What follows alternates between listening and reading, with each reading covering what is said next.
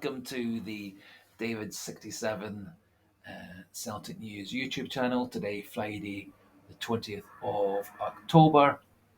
Today's video, the first of two previews of Celtic's two games at the weekend.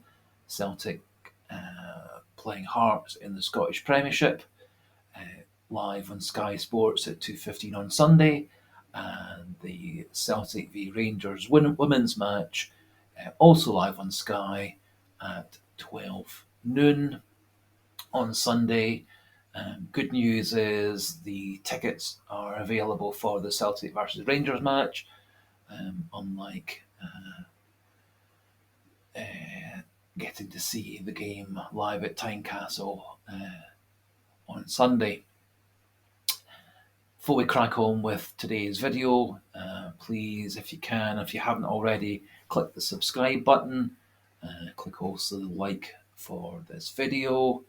And please, if you can, share the details of this channel with other Celtic fans so they can have a chance to see on alternative opinion, especially as one of the best other Celtic fan sites, 67 Hail Hail, seems to be cutting back an awful lot, and one of their two main presenters, Hamish Carton, has left the channel now that he's moved to Australia, and so there's a definite gap in the market, and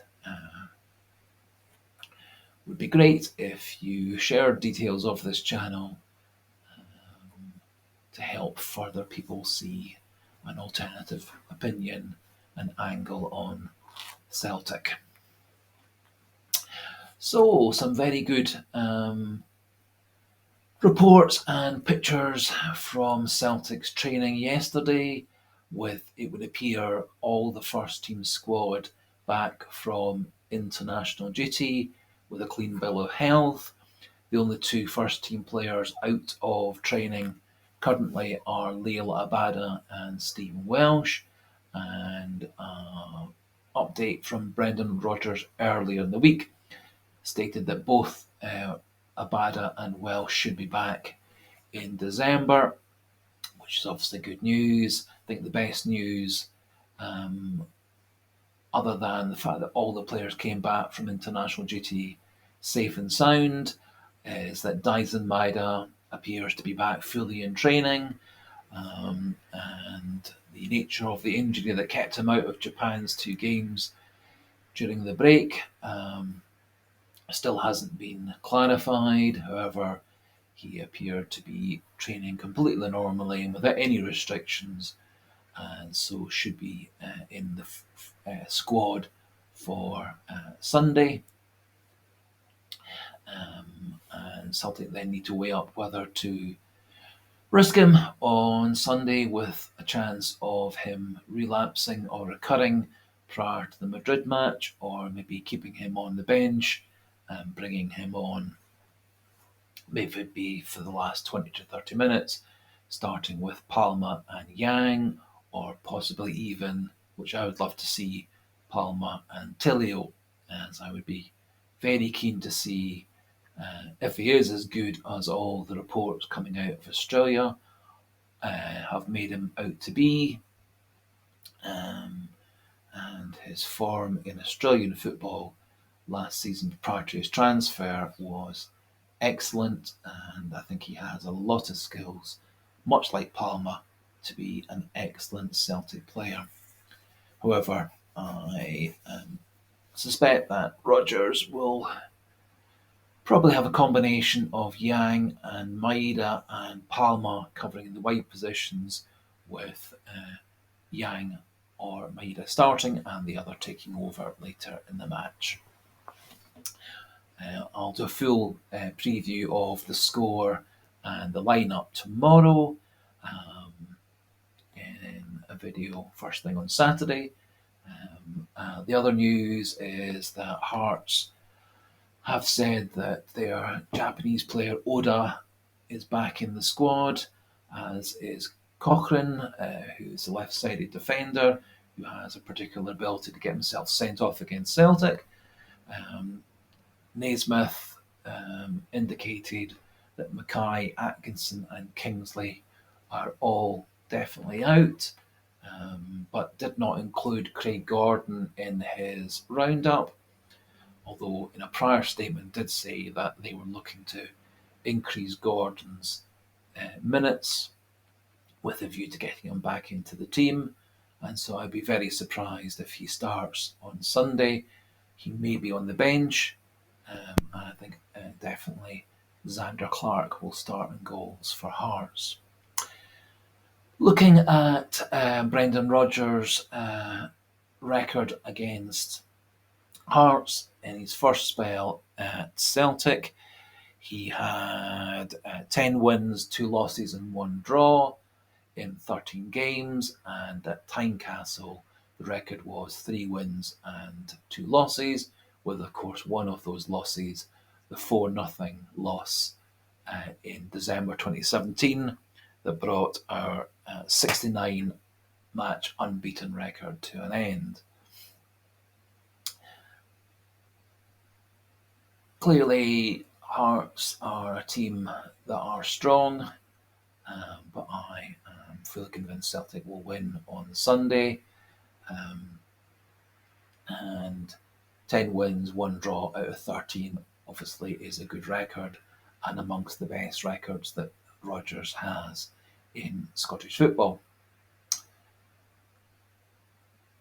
No other major news coming out of Celtic overnight, and so we'll be interested to see if there are any updates from Rodgers or the club prior to tomorrow, when I'll do a full Celtic versus Hearts preview.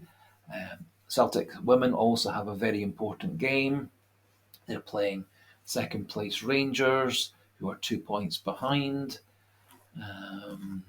with Glasgow City in third, 5 points behind. Celtic have a perfect record of 10 wins from 10 games, and a win on Sunday would give them the perfect 11 out of 11 in the first round of fixtures in the 12-team Scottish Women's Premier League.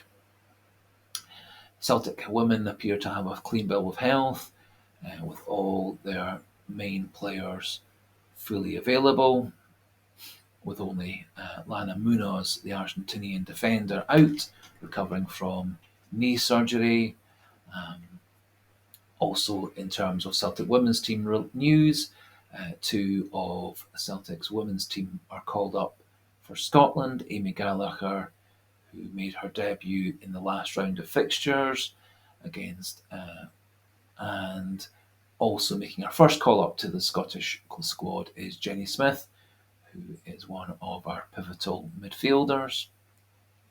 Strangely, Glasgow Rangers women team have 6 members in Scotland's squad, and Glasgow City, who have been the top team for many, many years in Scotland in women's football, they also only have 2 players in the squad like Celtic, and it's rather odd that Rangers have just so many players in the squad, with 3 of the defenders all coming from Rangers.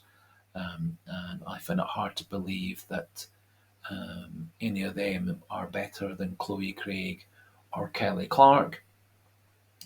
And it's hard to see how Colette Kavanagh, who also has been one of Celtic's best players this season, isn't in Scotland's squad. And the game on Sunday will be very interesting to see, and I fully expect Celtic's women, given they have the home advantage, will win through. And looking at the head-to-head record between Rangers and Celtic at women's level, Celtic women have 20 wins, Rangers women 13, and 3 draws.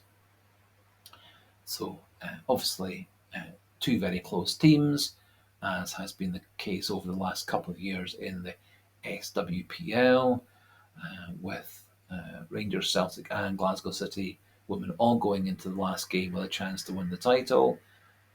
And of course, also Celtic women beating Rangers women in last year's Women's Scottish Cup final.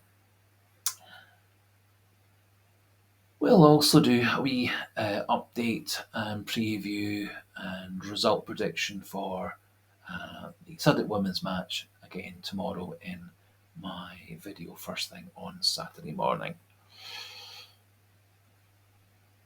So that brings us to the end of Friday's video. Please, if you haven't already, click the subscribe button, click the like button as well if you can. Please pass on the details to other Celtic fans who share my love for the club. Excuse me. And also have a wee look at the quiz question, which has a Celtic versus Hearts theme to it, which will be put up in the community section just after I finish this video. So for today, goodbye and hail, hail.